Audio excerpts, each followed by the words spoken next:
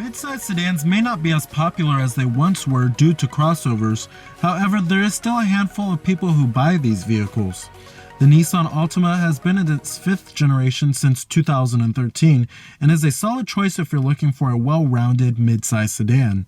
So, let's go ahead and check out this 2017 Nissan Altima.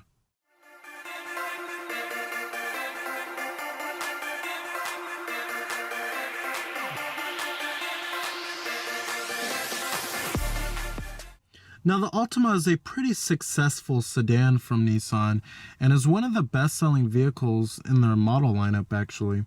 Now, the Altima received a pretty big update just last year. It included refreshed exterior styling and updated features.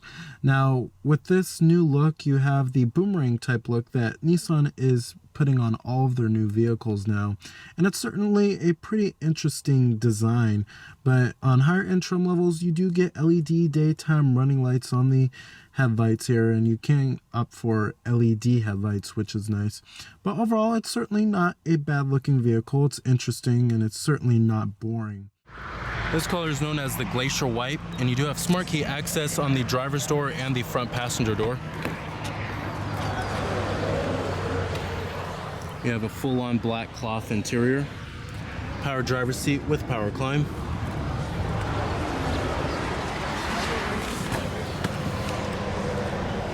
Now, stepping on inside of the Altima, as you can see, it's a fairly stylish interior design, but simplistic at the same time, which is not necessarily a bad thing. A lot of people that are shopping for mid-size sedans want a fairly simplistic vehicle.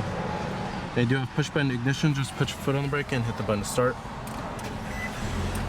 And what you're hearing there is a 2.5 liter 4-cylinder CVT automatic transmission. And when you put the vehicle into reverse, this will display your rear view camera with guidance lines. Now let's go ahead and turn on the headlights and the hazards. Automatic driver's side window. Let's go and pop up the hood and check out the engine bay. Now, the Altima has been in this generation ever since the 2013 model year. It was refreshed just last year.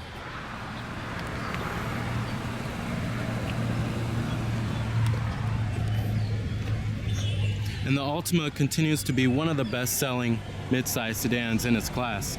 You have halogen projector beam headlights,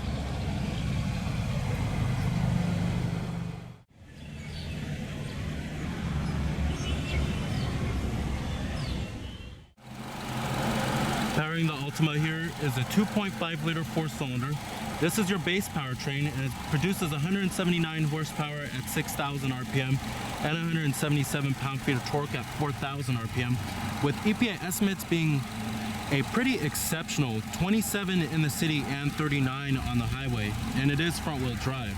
Now, if you want, your optional powertrain is going to be a 3.5 liter V6, which is significantly more powerful than this 4-cylinder engine here. But if you're looking for the best fuel efficiency, then definitely go for this 4-cylinder here. And this is what most Altimas are going to have. But there's no all-wheel drive available. Some mid-size sedans in the class do offer all-wheel drive, like the Chrysler 200. Competitors of the Altima, you have the vehicles in the mid-size sedan class. This includes the likes of the Ford Fusion, Chevrolet Malibu, Toyota Camry, Honda Accord, and the Volkswagen Passat.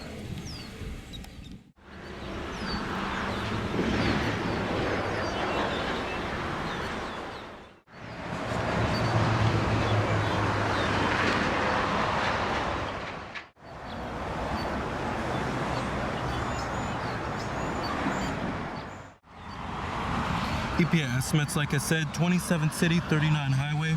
Total vehicle price is $24,825. The final assembly point for this vehicle is in Kenton. And the government 5-star safety ratings hasn't been rated yet.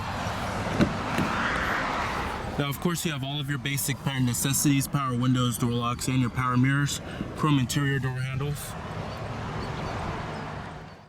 Interior quality in the Altima is pretty good. You'll find plenty of soft touch materials everywhere, including on the armrest and the upper door panel, and on the upper door panel as well. And coming to the steering wheel, The steering wheel is pretty stylish. You have all of your steering wheel mounted audio controls and your controls for the LCD information center. You also do have your Bluetooth phone controls and your voice recognition.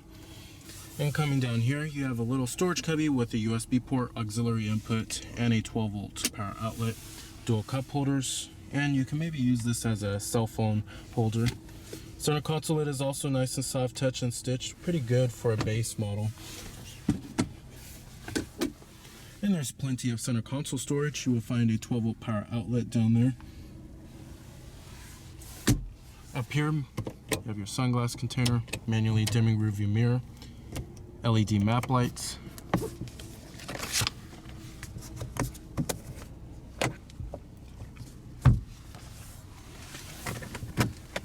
goes your glove box. Coming to your AC controls, pretty simple and logical layout. And you have your different zones, of course, fan speeds, and your temperatures. AM, FM, CD player with your iPod integration, and you also do have your auxiliary input too as your different media sources. Pretty much all of the norm here. This is their basic radio head unit. You can go for a much larger touchscreen, but basically does all the basic functions like your radio, your media, and your iPod. Nothing too out of the norm here, but it's an okay looking display. And then you also do have your digital clock too. The seats in the Altima are very comfortable, very soft, great for long road trips. However, I wish there was just more side bolstering. Visibility out of the Altima is pretty good. There's plenty of glass area all around the vehicle. A-pillars are fairly thin, and seeing out of the windshield is pretty easy too. When you get to rearward visibility, it's pretty decent, especially when you compare it to some other vehicles in the mid-size sedan class that have sloping roof lines. Coming to the gauges and the instrument cluster, pretty simple and logical layout, just like the climate controls. Nothing too out of the ordinary here. Of course, you have your speedometer on the right and your tachometer on the left. No big old TFT instrument cluster, but you do have a pretty good looking LCD monitor in the center for all of your vehicle information. And it shows you information such as any warning messages. It also shows you your tire pressure monitoring, your average fuel economy, and what radio station is playing. You could change vehicle settings on here.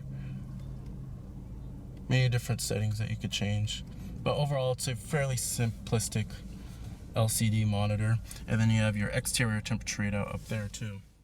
Now the Altima is certainly one of the better riding vehicles in the midsize sedan class, and it offers one of the best balances between decent ride comfort and decent handling. The fuel economy is also very exceptional, and the CVT automatic transmission isn't like a typical CVT. It doesn't drone a whole lot, which is nice.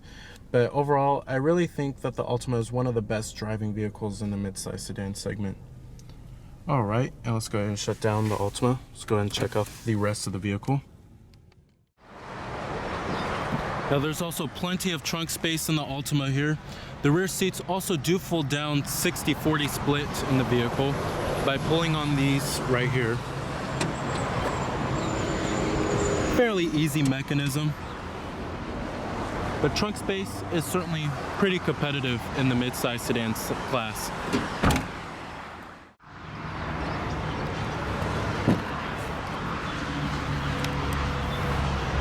Materials and the build quality do follow through in the rear, which is nice.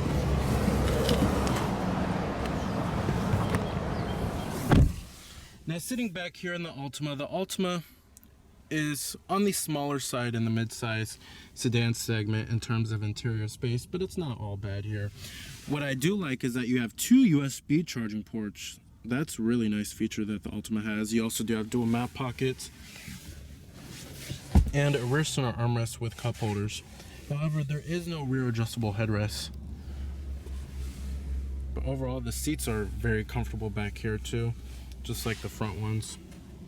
But the legroom is a little on the smaller side. If you're looking for the most interior space in the midsize sedan class, look at the Honda Accord, Volkswagen Passat, or the Toyota Camry. Alright. So with its good balance between decent ride comfort and decent handling, its exceptional fuel economy, as well as its many upscale features, the 2017 Nissan Altima is a pretty good choice for a midsize sedan. So remember that this is Cameron Birch from Cameron's Car Reviews.